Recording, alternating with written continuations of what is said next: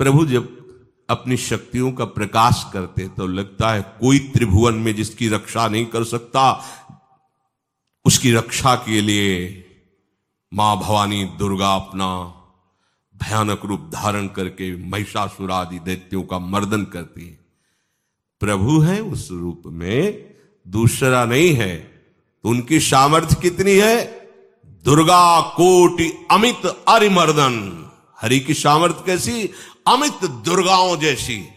1 करोड़ अरब नहीं, अमित दुर्गाओं जैसी दुष्टों का मर्दन करने की सामर्थ्य। अमित था नहीं कि कितनी सामर्थ्य है। एक दुर्गा रूप में जब हरि प्रकाशित होते हैं तो त्रिभुवन में कोई सामने खड़ा होने वाला नहीं होता।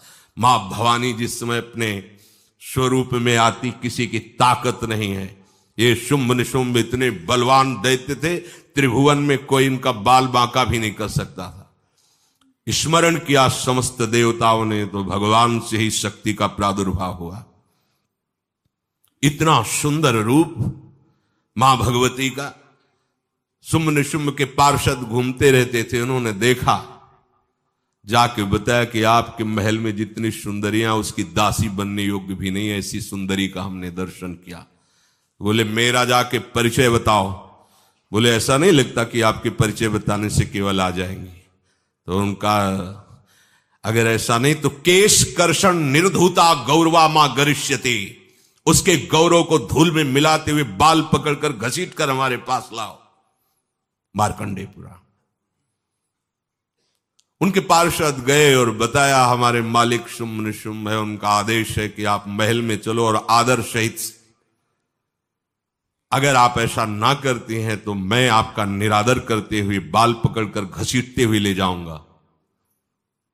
देवी जी ने मुस्कुरा दिया और कहा अपने मालिक से कह दो जाकर के कि हम उसी की आज्ञा पालन करती है जो हम पर युद्ध में विजय प्राप्त कर ले। वो जाके बोले हाँ वो तो मतवाले, त्रिभुवन में कोई जोड़ ही नहीं था। आए और उद्दंडता पूर्वक वचन बोलने लगे। माता जी ने कहा बस तब तक बोल ले जब तक मैं मधु का पान कर रही हूं। बस ये पान करते ही तेरी जीवन लीला समाप्त हो जाएगी। ऐसा ही हुआ। जो ही पान करके सिंह पर सवार होकर गर्जना की, सारा का सारा अहंकार धूल दूषित हो गया, काट के फेंक दिया। ऐसी अनंत अमित दुर्गाओं जैसी सामर्थ्य हमारे प्रभु श्री हरि में, अमित दुर्गाओं जैसी, क्योंकि अनंत शक्तियों के स्वामी हैं। उनकी लीला में क्यों में हो? अरे वो जब करुणा करते हैं, अपनी महिमा से उतरते हैं, तो भक्त जब ऐसे कर देता है तो डरप जाते हैं। माधवदास बाबा ने कहा नहीं चलना तुम्हें ब्रज में, हम तुम्हारी कहां तक सेवा देखेंगे, तुम्हें बाल भोग राजभोग। बाबा जी हैं, कभी मिला कभी यहीं रहो। वो बाबा आपके बिना नहीं रह सकते। दोबारा बोल नहीं पाए जगन्नाथ। ये सुन करके हृदय बलिहार होता है। ओ ऐसे सामर्थ्यशाली प्रभु अपने भक्त के प्रेम प्रणय पर भी कितना डरते हैं। ये भक्त नाच पड़ता है। ये कुतर्क की, संशय की वृत्ति यहां प्रवेश नहीं करती।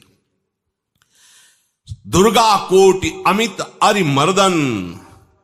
अमित गिनती नहीं, ऐसी अनंत दुर्गाओं जैसी शक्ति हमारे प्रभु में विराजमान है। शक्र कोटि सत सरिष विलासा। आहा, अरबों इंद्र जैसा विलास प्रभु में। अरबों, एक इंद्र त्रिभुवनपति है, अरबों इंद्र के समान प्रभु का ऐश्वर्य है। और नवशत कोटि अमित अवकाशा, जिस एक आकाश के लिए गरुण जी से कह रहे हैं कि मच्छर से लेकर आप तक उड़ते हो पार पाए। बोले ऐसे अरबों आकाश के समान अवकाश है प्रभु में।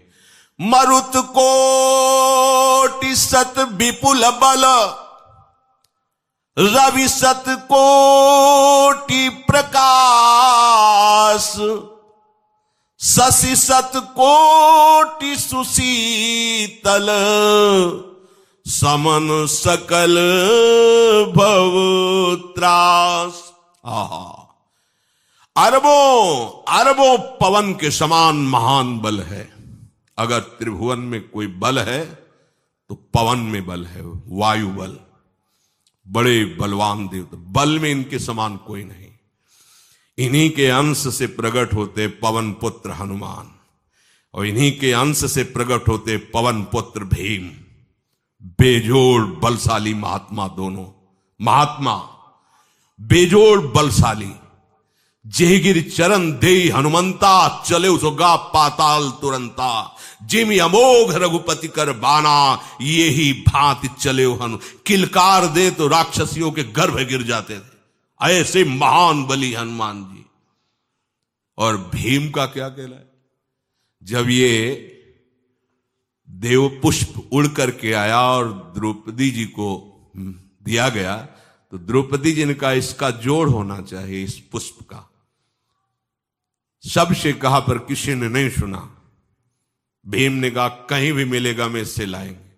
ऋषियों ने समझाया कि आगे मत बढ़ो, ये यक्षों की भूमि है, युद्ध हो जाएगा और तुम्हें तैयारी करनी है हस्तिनापुर के लिए, और तुम इधर। वो सब दिव्य हैं, पवन पुत्र हैं। किसकी मां ने अपने वेग को बढ़ाया तो महाभारत में पढ़ के देख लो, इनके चलने के वेग से वृक्ष उखड़ उखड़ कर गिर रहे थे। ऐसे जब चल रहे थे तो चलने के वेग से वृक्ष उखड़ जाते थे भीम के। तो हनुमान जी ने सोचा किसी के समझाए तो समझेंगे नहीं, तो आगे पवन पुत्र ही बैठ गए, बूढ़े बानर का वेश लेकर, लंबी पूंछे से। मार्ग में मर्यादा है, किसी पशु को भी नहीं लांघना चाहिए। विवेकवान उपासक ऐसा नहीं कि कोई सो रहा है पशु भी आप उसे लांघ जाए, ऐसा नहीं। जो विवेक है, जो मर्यादा है, वैसे किसी सोते हुए को लांघना नहीं चाहिए। उन्होंने कहा है वृद्ध बानर ये अपनी पूंछ हटा ले और मार्ग दे दे, इस समय मैं विशेष कार्य के लिए जा रहा हूं। तो उनका जब कह ही दिया है वृद्ध, तो आप समझ ही रहे होगे कि वृद्ध में क्या ताकत होती। अब मेरी ताकत पूंछ हटाने की नहीं रह गई है, आपने तो वृद्ध ही कह दिया है, तो आप समझ रहे हो ना, आप पूंछ हटा लीजिए। कहा हमारी आज्ञा की अवहेलना करे, ऐसे उठी नहीं, दोनों हाथ लगाया, नहीं उठी, पूरी ताकत लगा दी। पवन पुत्र भीम की पूरी ताकत लग गई, पूंछ जरा से भी नहीं ली। हाथ जोड़ के खड़े बोले हम समझ गए हमारे बड़े भ्राता आप हनुमान जी हैं, क्योंकि ऐसा कोई बानर सृष्टि में पैदा नहीं हुआ कि मैं उसकी पूंछ ला हिला सकूं। मैं समझ गया। तो मुस्कुराए और बैठ के बोले हमारी आज्ञा मानो, इस मार्ग में मत जाओ, ये देव मार्ग है। ऐसे ऐसे सिद्ध हैं कि आपका अपराध बन जाएगा, आप शाप से युक्त हो जाएंगे, इसलिए मैं आपको मना। बोले प्रभु जब आप कृपा करके आए हो तो हमें वो रूप दिखा दो जो लंका में आपने रूप दिखाया। बोले मत उस बात की चर्चा करो, रहने दो। बोले प्रभु एक बार देखना चाहता हूं कि मेरा बड़ा भाई कितना बलवान है। हनुमान जी ने कहा फिर देख लो। कनक भूधरा कार शरीरा